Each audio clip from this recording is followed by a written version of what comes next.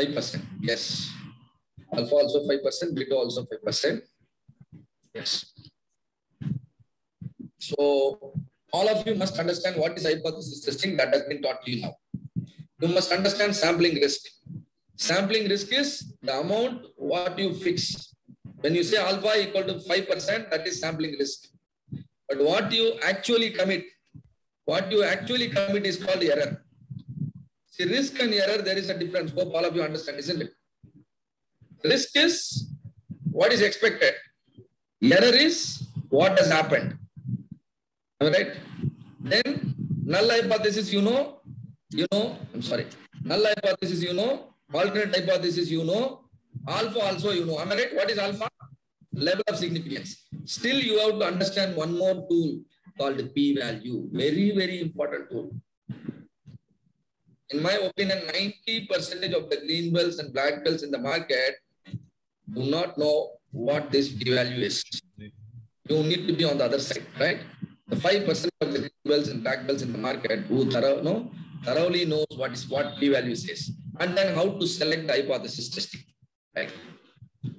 So you were speaking about Maggie example, am I right? In 2015, Maggie was rejected. Why Maggie was rejected? Because lead content was too high, and lead content need to be within the for the guidelines of the Food Safety Authority. And lead content within the guidelines of the Food Safety Authority is called null hypothesis. Am I correct? Yep. But lead content is more than prescribed level of the prescribed level is nothing but alternate hypothesis. And someone like you, food inspector called Sanjay Singh, right? I think he's from Uttar Pradesh, and he did a study on Maggie. Study means a sampling, and he found that lead content was more than the prescribed level. What is the test he conducted? He conducted one-tailed test or two-tailed test? Two-tailed test. Consumer affected, no? No. See, I spoke, all the words are important. The lead content is more than the prescribed level. When there is affecting type 1, sir. Alpha. Wait. No. Alternate hypothesis. When there is a greater than symbol, that study is called right-tailed study or right-tailed test. I don't right-tailed and left-tailed. Oh, yes, sir. Greater than means right-tailed. Greater than means right-tailed, less than means left-tailed. Now, and also, and so this is hypothesis testing. He studied how many packets of Maggie he could have studied. He could have studied some 10 packets initially, and then maybe another 50, 100 packets, in the second level and third level. Finally, what happened? 38,000 tons of the Maggie packets that are there in the retail market were burnt in incinerators, near about 11 incinerators across the country. How much Maggie was burnt? 38,000 tons. What is 38,000 tons of Maggie packet called? 38,000 tons of Maggie packet is called population. Total number of products. Population. That's called the population. Our language is population. And the number of packets that has been studied by Sanjay Singh is called what? Sample. Sample. Using the characteristics of the sample, the characteristics of the population is predicted. And decision is taken. What is the decision? Null hypothesis is rejected. You know what is null hypothesis? Everybody believed that the lead content in the Maggie packet was within the guidelines. So all of us consume. What everybody believed is null hypothesis. What as a researcher you only found, that is alternate hypothesis. You understand? Understood. Everybody in your company believed that all the machines works at the same level. But only you realized that machine number 2 has gone wrong. Now you have the responsibility to prove it, because people are not going to believe easily. So hypothesis testing is required. Now in this Maggie example, Sanjay Singh did an hypothesis testing and he rejected the null hypothesis. He correctly rejected the null hypothesis, and then all the Maggie packets, 38,000 tons that are there in the Indian retail market, were brought back and then burnt. This study is called a one sample T test. This study is called what? One sample T test. There are several hypothesis testing you are going to learn as we progress. Now the first case has been introduced to you. This Maggie case is nothing but one sample T test. What is your, what is that you have done in one sample T test? You have compared a sample and a population. You have compared a sample and a population. Sample is what Sanjay Singh took, 38,000 tons. Sample is compared against a population. Sample is compared against a population, and the decision-making variable. What is decision-making variable? Your Y variable. What is Y variable? Lead content. Am I right? Yeah. Can you tell me lead content, what kind of data it is? Is it continuous data or discrete data?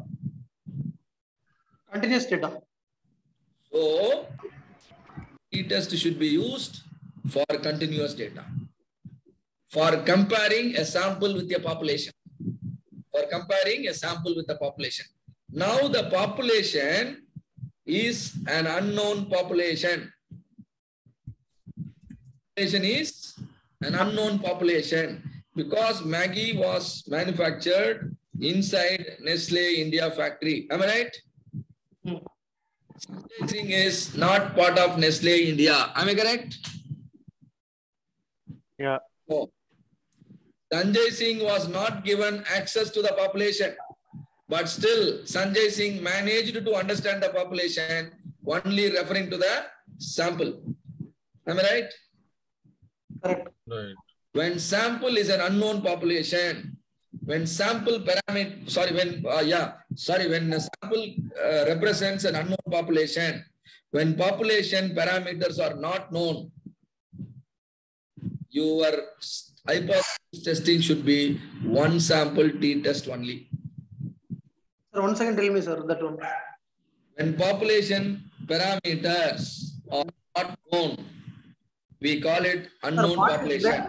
Sir, voice is breaking. 1 second. When your population is unknown, Okay. when your population unknown means population parameters unknown. Population parameters means the mean and standard deviation. Population parameter means mean and standard deviation. If the standard deviation of the population is unknown, population is considered as unknown population. In the context of an unknown population, if you compare a sample and the unknown population, and if the decision is arrived based on a continuous variable, the study is called one sample t-test. Keep it one side. Keep our discussion about one sample t-test one side. Now imagine you are the quality head of Nestle India. Who are you now? You are the quality head. Now tell me, will you get access to the population? No. No. Why you say no? You are the quality head Yeah, there. Yes. yeah, yeah, we will get. Yes. You will get. And all the data about the past 10 years, what? See, Maggie has been sold for several years. So in the past also, all that they have manufactured, all the data within the company. As a quality head, you can access the data, you can understand the characteristics of the population. You can understand the parameters of the population, particularly standard deviation. Standard deviation, data representing the lead content of Maggie packet. As a quality head, it is known to you. When the population is accessible, when the information about the population is accessible, which means the average and standard deviation of the population is accessible, study will now be called one sample z-test. Same situation. If the food inspector is conducting the study, it is called one sample t-test. When the quality head himself is doing the study, because you want to be proactive. You don't want to send, you don't want to sell Maggie packets with the higher lead content. So he is studying. When the quality head is studying, the study is called one sample jet test. When food inspector is studying, it is called one sample T test. So what's the difference between jet test and T test? Everything is same. Only the population known, unknown. Very good, beautiful. When population is known, it is jet test. When population is unknown, it is T test. I consider the population as known population if its standard deviation is known. Simple. You have beautifully understood. So what is hypothesis testing? We have understood. It's a decision-making procedure in which a claim about a population is tested for its trueness. Many a time in companies, these kind of opinion comes. Reaction time affects the chemical process. Pouring temperature affects the casting quality. Sorting delivery. Affect means it has an impact. It has an impact means alternate hypothesis. No impact means null hypothesis, right? So null hypothesis is a statement of innocence. It's a statement of no change. It's a statement of no difference. It's a statement of equality. Whereas alternate hypothesis is a statement of inequality. Either you will have inequality symbol or you will have greater than symbol. If you have inequality symbol, your study is called a two-tailed. If you have greater than symbol, it's called right-tailed. If you have less than symbol, your study is called left-tailed. Alternate hypothesis is otherwise referred to as research hypothesis. That is why most of them know I say Six Sigma methodology can be used as a beautiful research methodology. And so test selection, we will. I will just summarize after your debrief. Any questions now? And you can see all my slides after the debrief. So any questions before going for the break?